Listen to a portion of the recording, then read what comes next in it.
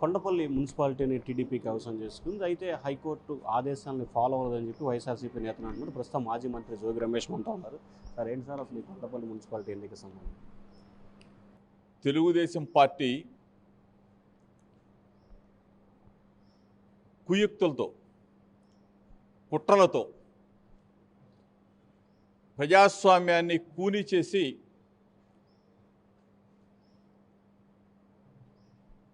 మేమేదో గెలిచాం అని చెప్పేసి ఒక కవర్ తీసుకొచ్చి కోర్టు నుంచి తీసుకొచ్చామని చెప్తాం. కోర్టు నుంచి తీసుకొస్తే వారం రోజులుగా ఆ సీల్ కవర్లో ఏముంది?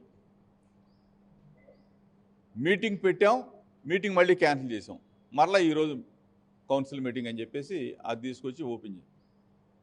ప్రజాస్వామ్యాన్ని కూని నేను ఒకటే చెప్తా ఉన్నా,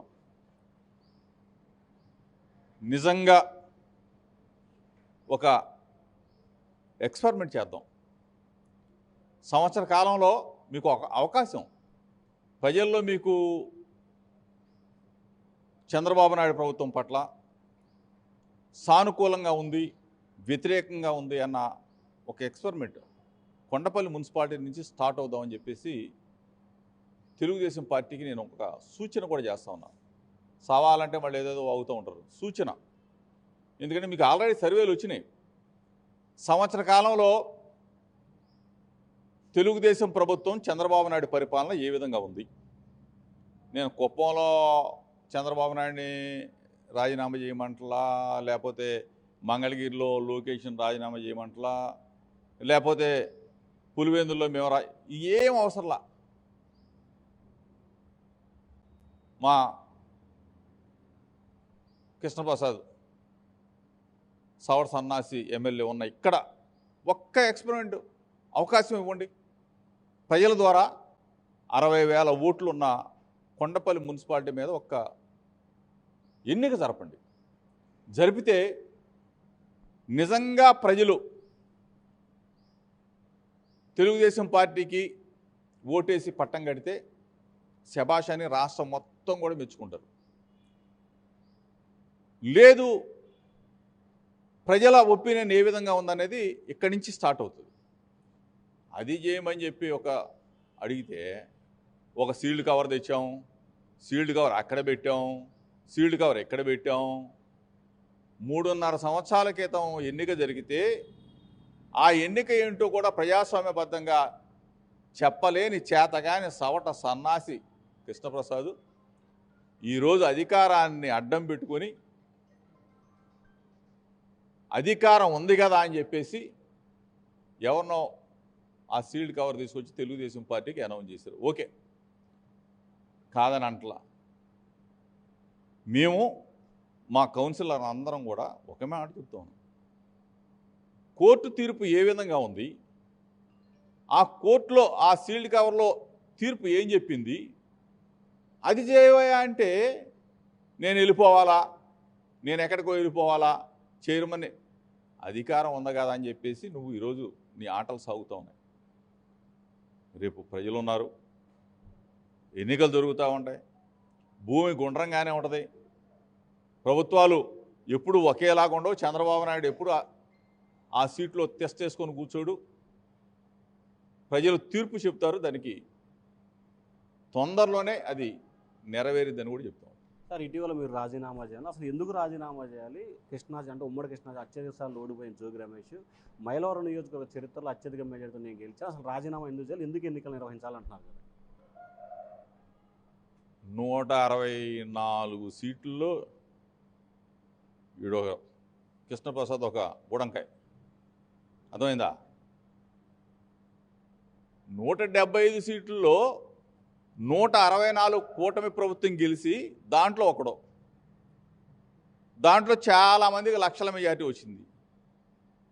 నిన్ను చూసి ఓటేశారా? నేనేం చెప్పాను? మరి బుర్ర తక్కువ ఎదవా వినమని చెప్పా. నీకు పార్టీ వద్దురా బాబు, నాకు పార్టీ వద్దురా, నువ్వు చంద్రబాబు నాయుడు ఒప్పించు, నేను జగన్ గారిని ఒప్పిస్తాను రా బాబు, మన ఇద్దరం ఇండిపెండెంట్గా పోటీ చేద్దాం రా బాబు అని నేను చెప్తే నేను అక్కడికి వెళ్ళి పోటీ చేస్తా, నీకు అంత పుడింగాడు అయితే నువ్వు నందిగాంలో ఎందుకు ఓడిపోయావు? నందిగాంలో నీకు ఎందుకు ఓడిపోయావు? మా జగన్ అన్న నీకు భిక్ష పెట్టాడు. రాజకీయ భిక్ష పెట్టింది ఎవరంటే నువ్వు దండం పెట్టుకోవాల్సిన మొట్టమొదటి వ్యక్తి జగన్మోహన్ రెడ్డి గారికి నమస్కారం చేసి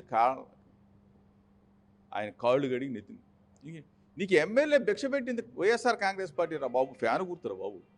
అది కూడా తెలుసుకోలేకుండా నువ్వు ఇష్టం వచ్చినట్టు నోరు బారేసుకుంటే ఎట్లా? నువ్వు నందిగామలో నీకు సీట్ ఇస్తే నువ్వు గెలిచావా? నందిగామలో నిన్ను ప్రజలు అక్కడ గెలిపించారా? ఇక్కడ మా జగనన్న నిన్ను సీట్ ఇచ్చాడు, బీఫామ్ ఇచ్చాం, ఫ్యాన్ గుర్తు ఇచ్చాం, మైలవరం ప్రజలు ఓటేసి వైఎస్ఆర్ కాంగ్రెస్ పార్టీ తరఫున నీకు రాజకీయ భిక్ష పెట్టింది, ఎమ్మెల్యే అని పదవి ఇచ్చింది వైఎస్ఆర్ కాంగ్రెస్ పార్టీ. దాన్ని గుర్తుపెట్టుకోకుండా ఇష్టం వచ్చినట్టు వాగుతూ ఉన్నావు. ప్రజలు నిన్ను చూసి ఓటేలా. ఇక్కడ 164 మంది గెలిచినవాడు నువ్వు అక్కడవే. 164 మంది గెలిస్తే అందులో చాలామంది గెలిచారు. పార్టీలు మారిన వాళ్ళు గెలిచారు, ముక్కు మొహం లేని వాళ్ళు గెలిచారు. ఎట గెలిచారో వాళ్ళకే తెలియాల.